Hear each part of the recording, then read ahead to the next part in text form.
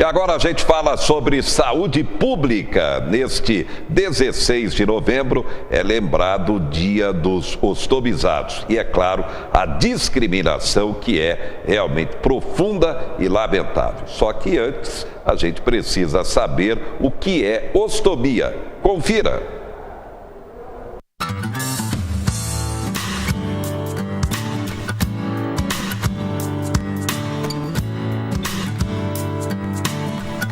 Muito bem, ostomia, toda vez que a gente usa o termo ostomia, significa que a gente está colocando um pedaço do intestino para fora da sua barriga. Ou seja, quando a gente tem um pedaço do intestino que está dentro da barriga, a gente conecta ele com a parte de fora. Dita, pode ser no intestino fino, a ileostomia, e se for o intestino grosso, chama-se colostomia. Basicamente, você faz uma derivação, que a gente chama um atalho entre o trato digestivo e a sua pele. Então, o paciente passa todo o conteúdo intestinal sair ou pela ileostomia ou pela colostomia, no caso quando for o cólon. E os cuidados basicamente são os mesmos. Normalmente esses procedimentos são provisórios, por algum motivo que gerou a presença da colostomia, e muitas vezes isso pode ser um procedimento definitivo. Basicamente os cuidados são os cuidados locais e os cuidados em relação a você proteger a pele ao redor, para você não ter a contaminação, nem a infecção, nem a inflamação da pele que está ao redor da estomia. Agora, os ostomizados vivem um drama, uma discriminação muito forte da sociedade. Por isso, a gente foi repercutir também com a dirigente nacional da Associação Brasileira dos Ostomizados.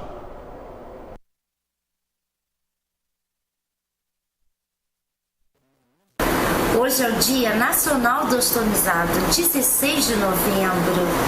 É um dia dedicado às pessoas ostomizadas, aos bebês, aos jovens, às crianças, os adultos e também os idosos.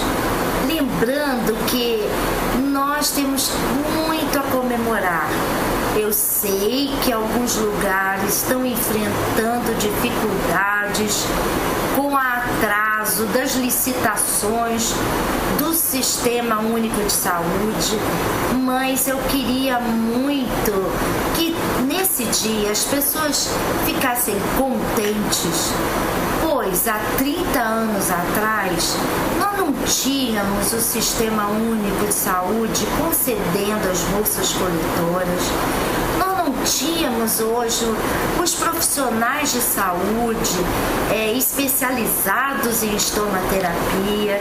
Nós não tínhamos essa gama de equipamentos de ostomia estrangeiro em nosso país.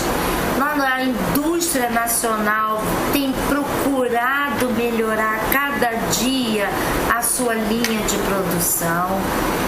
Então, a gente é considerado pessoa com deficiência física, nós estamos em todas as políticas públicas de afirmação. Então, acho que vale a pena dizer nesse Dia Nacional que foi escolhido pela data da fundação da Associação Brasileira de Ostomizados, em 1985, quando éramos apenas 4 associações existentes no país e que tiveram assim aquela semente plantada com muito carinho, para que hoje a gente já tenha associações estaduais e municipais por todo este Brasil. Então, eu, que sou ostomizada desde 1980, gostaria que todos nesse dia fizessem um momento de reflexão. Como eu estou participando da associação? Como é que eu estou enfrentando a conviver com a ostomia? Então eu desejo a todos, aos profissionais, aos gestores que, por mais que tenhamos temos dificuldade, a gente encontra gestores bastante comprometidos com a causa.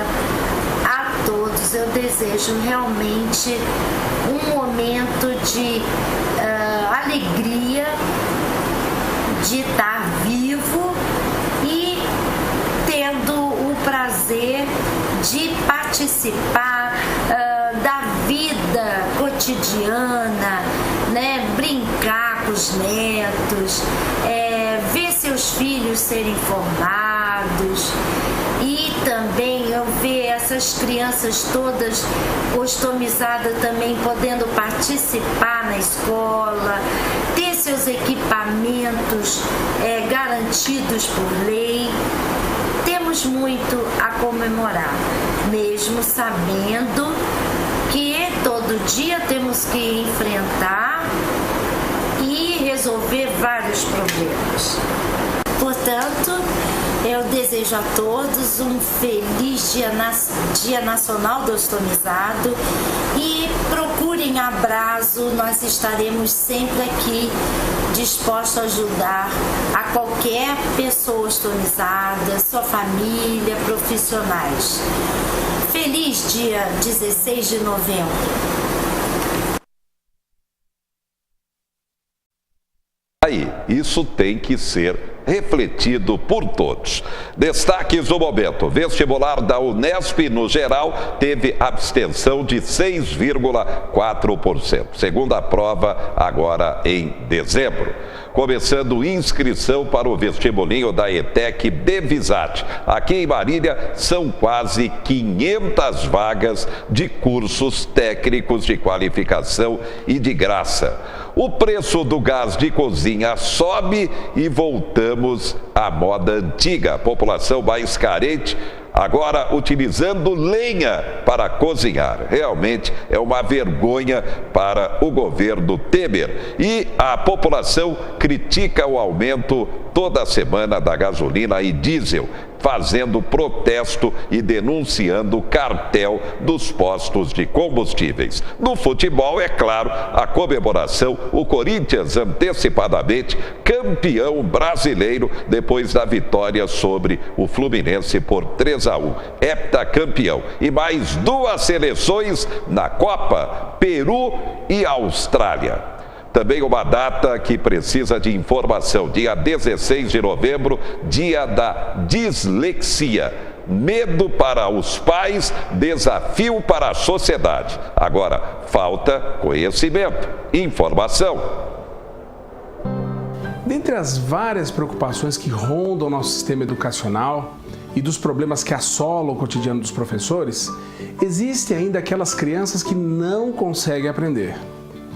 Na grande maioria dos casos, a investigação multidisciplinar é fundamental, pois uma condição como esta pode ter várias causas, como problemas didáticos, estruturais, influências culturais, nível socioeconômico inadequado, falta de estímulo da família, má alfabetização, etc. Dentre essas possibilidades, disfunções neurobiológicas devem sempre ser suspeitadas, e a dislexia pode ser uma dessas causas. Mas o que é dislexia? Para que possamos nos transformar em um leitor competente e fluente, é necessário que nos aprendamos e nos apropriemos de pré-requisitos básicos, como reconhecer e acessar som das letras, identificar visualmente as formas destas letras, desenvolver a fala e a linguagem, perceber leves diferenças entre as letras e conseguir unir e formar letras em palavras e assim por diante. Todo esse processo depende de circuitos cerebrais e conexões neuronais íntegras e preparadas para serem expostas à aprendizagem e ao oferecimento dos conteúdos que são da responsabilidade da escola. E é aí que entra a dislexia. Por motivos genéticos ou por distúrbios adquiridos nos primeiros anos de vida, esses circuitos e essas conexões das quais eu falei não se estruturam direito, levando uma insuficiência de ligações entre as áreas responsáveis pela formação da competência de leitura e da escrita, e, consequentemente, a criança passa a ter uma dificuldade muito maior para adquirir a capacidade de entender, memorizar, interpretar e raciocinar conteúdos veiculados pela leitura e pela escrita. Em resumo, a dislexia é isto. Apesar do diagnóstico ser comumente confirmado em idade mais tardia da infância, a criança pode ter sinais precoces, muito cedo, desde os primeiros anos de vida, os quais já chamam a atenção e podem levantar a suspeita de que ela será disléxica. Vamos aos sinais? Primeiro, história familiar de dislexia ou de dificuldades de leitura na família. Segundo, problemas ao nascimento, como prematuridade, internação prolongada em UTI neonatal, história de anóxia neonatal. Terceiro, atraso de fala desde os primeiros anos. Quarto item importante, dificuldade em discernir desenhos de material com sentido gráfico, como letras e números. Quinto sinal, esquecimento frequente para aprendizagens que envolvem palavras, sons de letras, sequências de letras. Sexto item, pouca compreensão e memorização para rimas, letras de canções, parlendas e até historinhas. Sétimo sinal importante, pouca habilidade com sequências motoras, passando aquela impressão de desorganização ou pouca coordenação para esse tipo de atividade. Oitavo sinal, dificuldade com atividades espaciais, como quebra-cabeça, figura funda e localização no espaço. Nono item importante, dificuldade em lembrar de nomes de objetos ou até de pessoas. E por último, e o 10º item, pouco prazer com atividades que envolvem livros, materiais gráficos e didáticos. Entenderam esses sinais? Por ser uma condição ligada à funcionalidade cerebral e resultando numa inabilidade muito importante para aprender por meio da leitura, a dislexia não tem cura e, ao mesmo tempo, nem é uma doença. E precisa, assim, ser tratada com medidas de remediação fonológica, reabilitação para buscar meios de compensação pela pouca competência de leitura, como, por exemplo, o uso de técnicas de metacognição. E também é muito importante o suporte escolar, com medidas para facilitar a absorção de conteúdos e otimizar as avaliações escolares para essas crianças. Tenho, em minha prática clínica, ajudado muitos professores a proporcionar a quem tem dislexia meios e formas de conseguir bom rendimento escolar, respeitando algumas de suas dificuldades mais contundentes. Lembrem-se que essas crianças são muito inteligentes. Vamos então a essas dicas? Em 5 passos? Primeiro, oralizar, ler as provas para essas crianças. Segundo, dar mais tempo de prova e permitir que elas revejam as questões para checarem possíveis confusões e equívocos na hora de ler ou de escrever. Terceira dica, priorizar o conteúdo respondido pelo aluno e não a ortografia que ele utilizou para responder a questão, dando as notas focado no conteúdo. Quarta dica, permitir nas provas de matemática, por exemplo, o uso de tabelas de tabuada e de fórmulas matemáticas ali, prontas para a criança. Quinta dica, usar trabalhos, pesquisas de campo, projetos de pesquisa para somar pontos junto às provas escolares escritas, avaliando outras habilidades de finalidade acadêmica desse aluno. Estas medidas devem ser tomadas também nas provas do Enem, nos vestibulares e nos concursos públicos. E pode corresponder facilmente a essas medidas, ajudando a retomar sua motivação para os estudos. Isso também reduzirá o risco de desenvolver baixa autoestima e quadros depressivos. Ele tem plena capacidade, mesmo sendo disléxico, para chegar na universidade e ser um profissional muito competente. Mas precisa desse apoio específico para chegar bem a estas conquistas. Você entendeu? Ficou claro? Se você gostou desse vídeo, curta, compartilhe com seus amigos. Curta também minha fanpage, Clay Brits, e entre sempre no nosso site neurosaber.com.br, onde sempre estaremos postando dicas importantes para você. Um grande abraço e até. Uma das maiores autoridades sobre esse tema, dislexia, no Dia Nacional exatamente da Dislexia.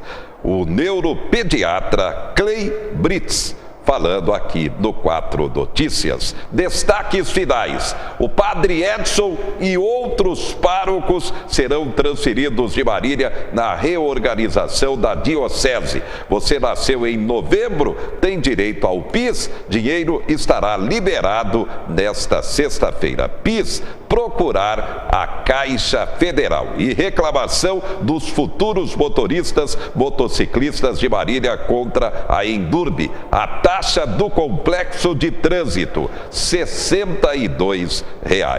Obrigado e até a próxima.